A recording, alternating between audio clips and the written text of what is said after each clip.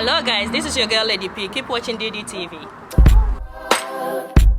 Hello lovely viewers, my name is Edward Kofi Yeboah. Today we are in the studios of DDTV in Germany, Hamburg, and we are coming all the way with an exclusive interview. Stay tuned.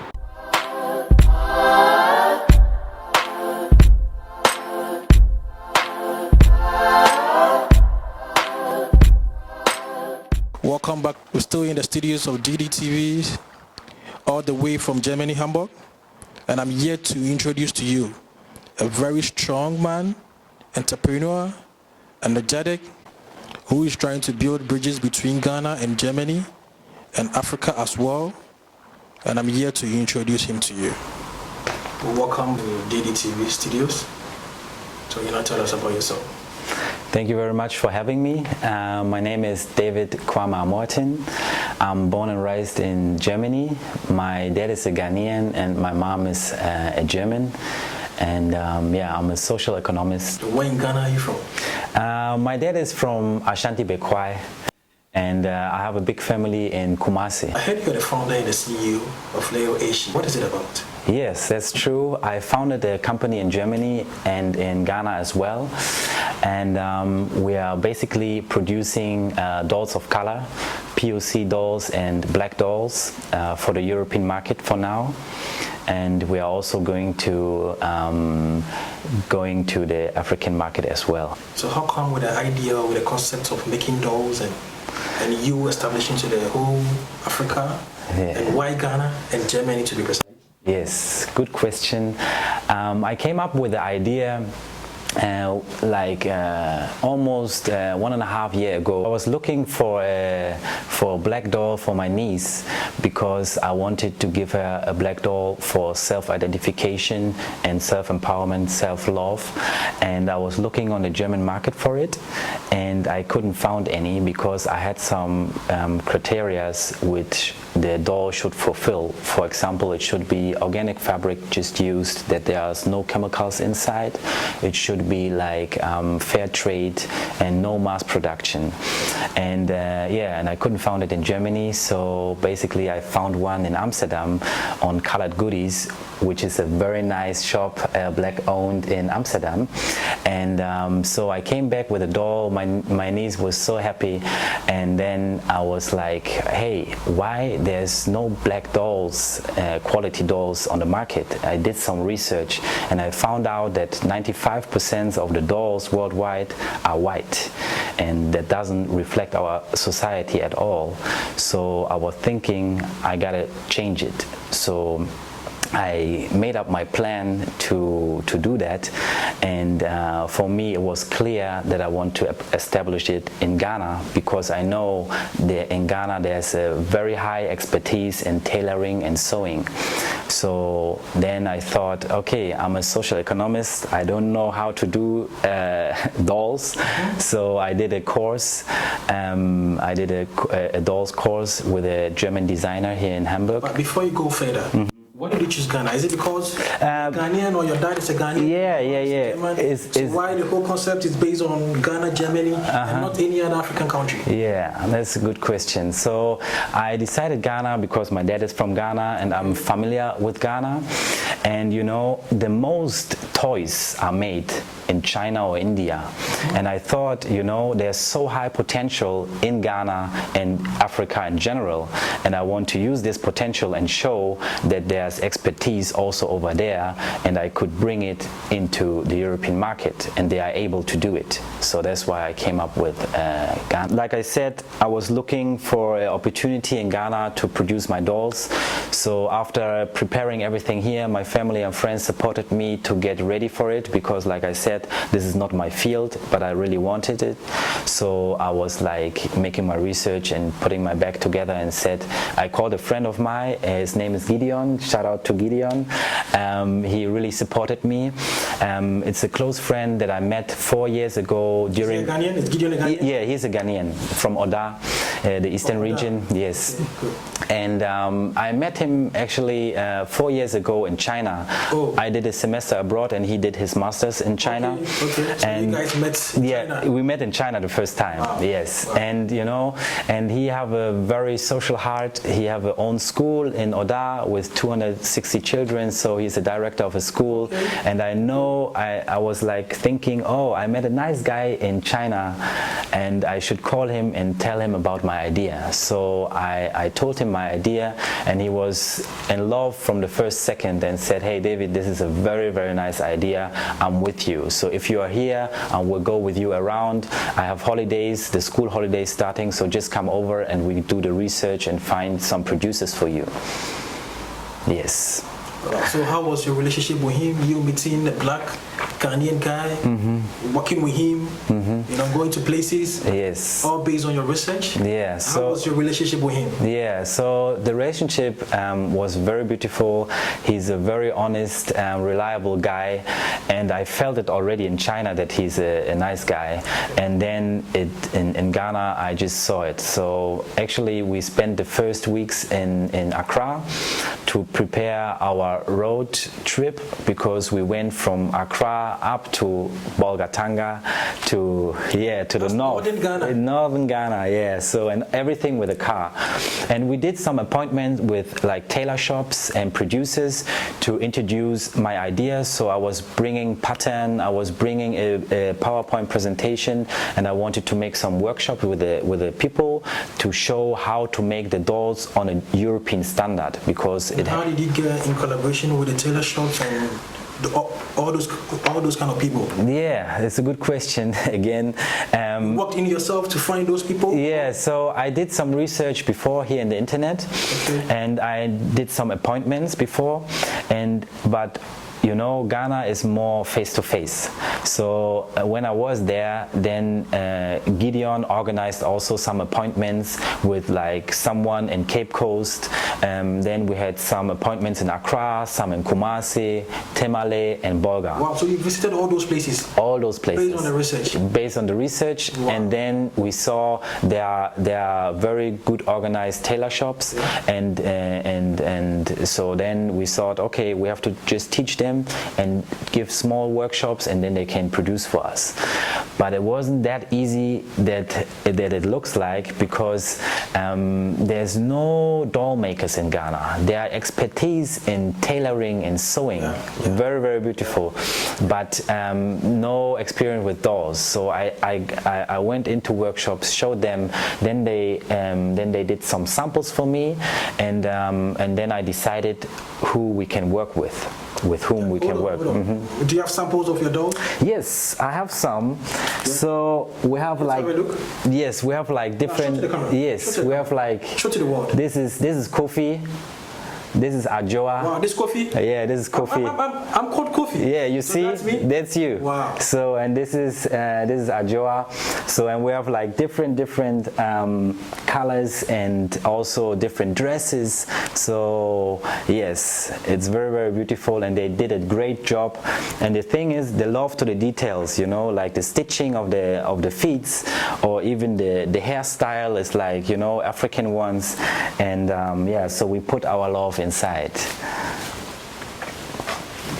Yeah. Okay. Very beautiful ones. You chose Africa and Ghana, to be precise. So how do you see yourself to promote all this? Yeah, so actually my first promotion in Ghana was the Afro Nation.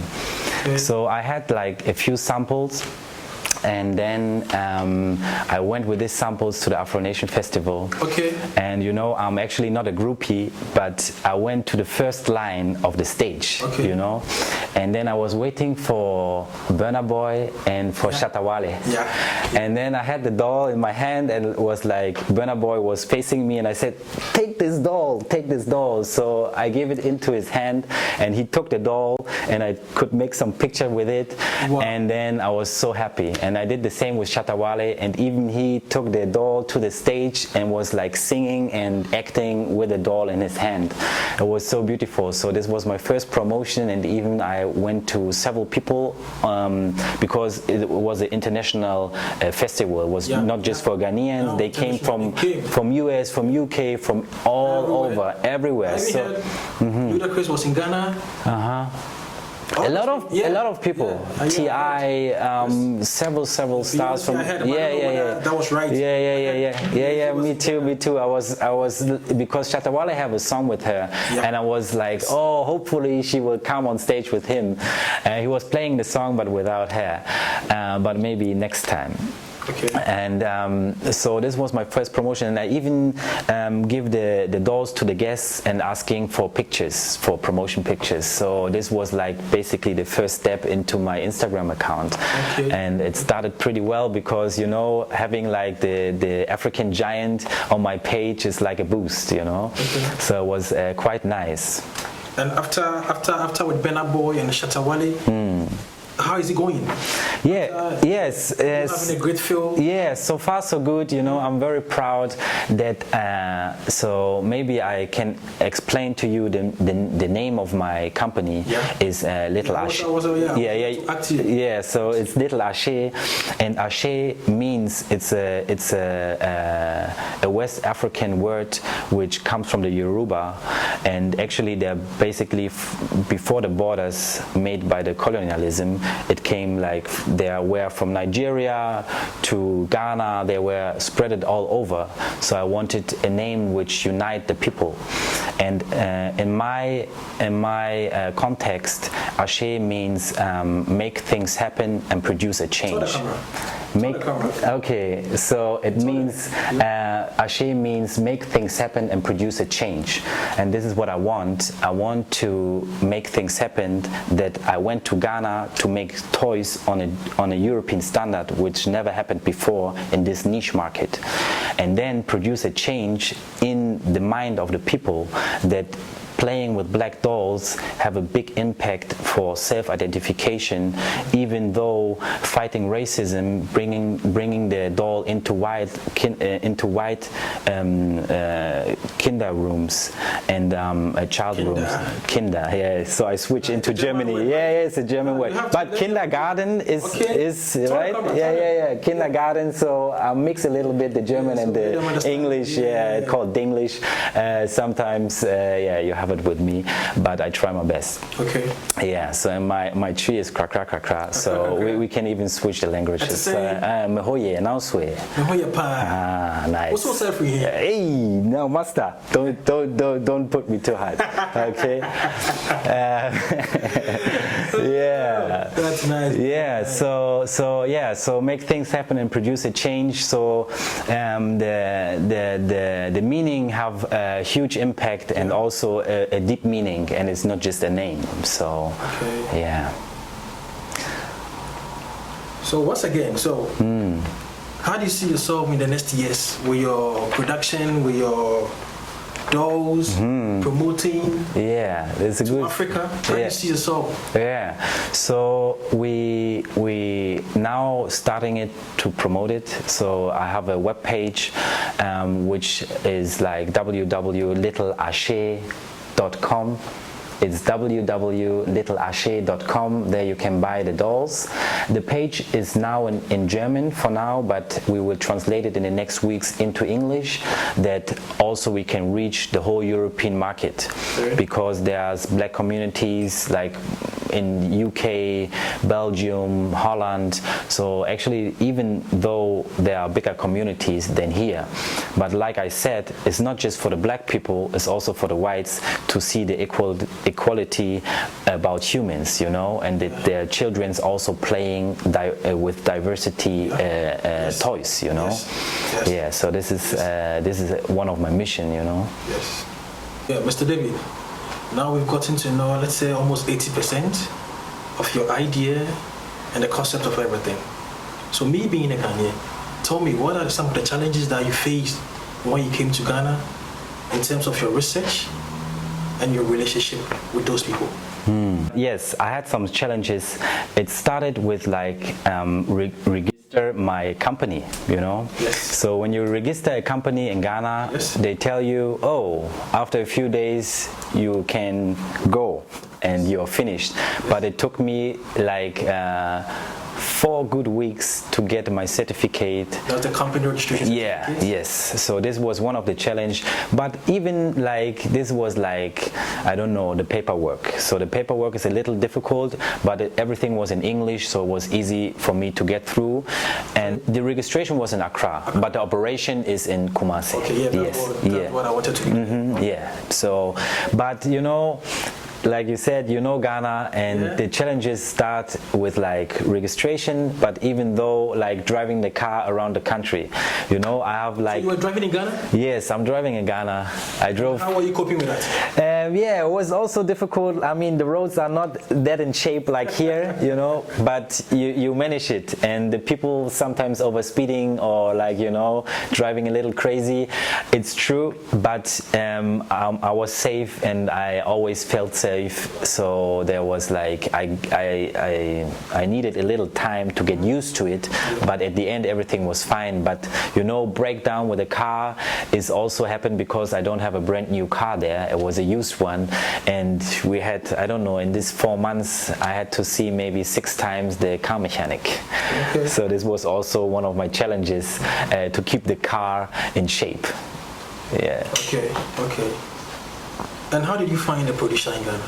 Yes, so basically, like I said, we were driving with the car from the north, from the south to the north, from Accra to Bolga, and we had some appointments.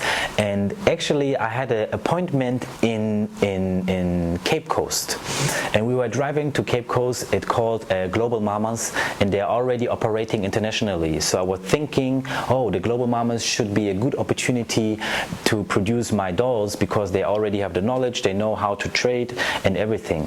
So we went there, but then I found out it's not that good than I thought, and I did an appointment before. So then we came back with my partner Gideon. We were driving from Cape Coast to Accra, and on the Winneba Circle I saw a sign of a tailor school. And I said, hey Gideon, let's call them and ask. And he said, hey David, I'm hungry, let's go home. And I said, no, call them. And then he called, and a very nice lady picked up. Okay. And she said, hey, come over and we can have a conversation.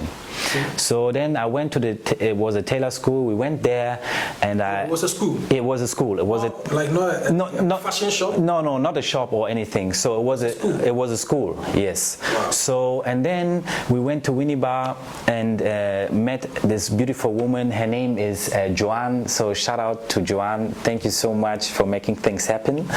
And so we went there. I told her my idea, and she said, hey man, what do you want?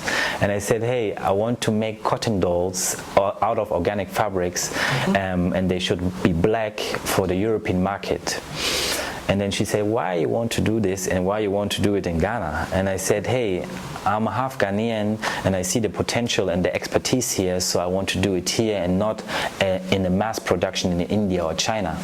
So, and then I explained that the African children in Europe, they have no opportunities for self-identification and self-love because there's no much toys or diversity toys in Europe. So I said, I want to change this. And she said, hey man, this is a good idea. I'm very proud about you, so I'm going to help you. Come again, give us a workshop and we will do it for you. So then, but she also said, they are very busy, so they can't do the whole production because it's a very famous tailor school in Winneba, and it's in the 4th generation, so they have a lot of knowledge. So all people around Winneba just order their school uniforms or several other things. Yeah. So this is how I met my first producer, basically. Then I guess she really supported you. Yes, she really supported me because at the end of the journey, when I was looking for the producers, like I said, I was like from north to south. I found in Winneba the tailor school, which were very reliable. They did nice samples, and then I thought, okay, because they can't do the whole production, I have to establish my own tailor shop. and then I planted with my partner Gideon, and and then we just bought like 10 machines, like from home use machines to industrial machines. We had everything, and then we decided to make a second production in Kumasi, where my relatives are. Really? Because Kumasi is my city, and I'm very familiar with it. Okay. And so I started a tailor shop in Kumasi. Yes. And how was it in Kumasi too? Kumasi. The living in Kumasi, the living in Accra is different. It's different. Yeah, It's so different. How was it in Kumasi? Tell us a little bit about. Yeah, Kumasi. So Accra is very fast. Yeah. It's very fast. Everybody's on the run. Everything is growing. You feel the energy of the people. And in Kumasi, it's a little bit more slowed down. Yes. Even though it's the second biggest city in Ghana, but it's a little bit more relaxed, and people take a little bit more time to talk to you. And actually I was like near the central mosque, so really in the city center. I have my shop there, and as we started, the neighbors were watching. Hey, what is Abruni is doing here? Yes. You know. Yes. So, and then I explained to them, and they warm welcomed me and said, now you're part of our family. So they bring me food, and they had conversation after work, you know. The children came into my shop because I had the dolls, you know, so it was always busy. And what I want to say, a big appreciation to the tailor school in Winneba, because they helped me to build my tailor shop in Kumasi. Okay. So I took basically 8 tailors, 8 women from Winneba, from Winneba to 400 kilometers away to Kumasi, and accommodate them and build my tailor shop. So they teach also some Kumasi tailors to being able to make the dolls, but they were the only ones who had the expertise in making the dolls, so I had to take them. So And to teach them, and also to make the first production on a high quality. So you had someone among them who was trying to be in a position of a supervising or Yes, good question, because I'm not a tailor. Yes. So I gave an opportunity for one woman. She called Vida. Vida, thank you. You did a lot for me. She's actually still in a training, you know, and we had already also masters in the tailor shop. Yes. So I mixed everything together, and for me it was important not the experience that they have, it was about the knowledge that they have. So Vida became basically, even she's in the 4th year of her tailor training, she became a supervisor and supervised a master, you know. So we had to build a team for a while, but she was so fine, and she was leading the whole shop as a strong woman, as a strong Ghanaian woman, and she did so well, and she took it so serious. And you know, even we just worked 8 hours. Sometimes she just even worked longer to satisfy me, you know. So she's a very, very warm person. Which you had no challenges with her? No, not at all.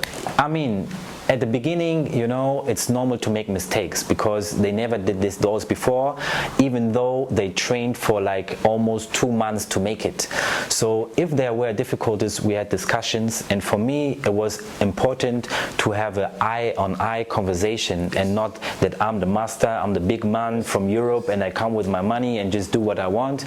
No, we are equal, and if there's any problem, we talk about it. I'm not screaming at you, I'm not pushing you down or anything. So for me it was very important to empower them, and also to give them opportunities in the shop, you know. Great. Yeah. Okay. So when was the last time you visited Ghana?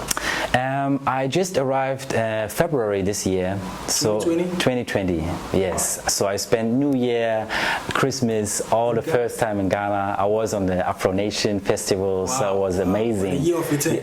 Year of return. It was very, very beautiful, and I saw like the diaspora coming back to Ghana. African acts. Yes. So it was very, very beautiful and a nice experience. So basically, in the last 8 months, I spent 4 months in Ghana. Wow. Yes, so it was very beautiful. Yeah. And how was the living in Ghana? How are you surviving? Yes, you know. How are you adjusting yourself to the system? You know, I love fufu, so I don't have any problem to stay there. And you know, now with the fufu, it's different from the German fufu and different from the Ghana fufu. Yeah, you know. Ours is more pounded, you know. You know, it's pounded in Ghana, and here you have the finished one. You can't compare it at all. Yeah, yeah, I love it. I prefer the Ghana fufu with a light soup and maybe some chicken in there. Yeah, that's nice. Yeah. And after eating those dishes, how was your stomach treating you? It was pretty fine. So there was no problem with my stomach. And you know, actually, I had some difficulties if I go from Germany to Ghana and even back, because you know your stomach is not used to the local foods. But if you just prepare it clean, there's no problem. Okay. Yes.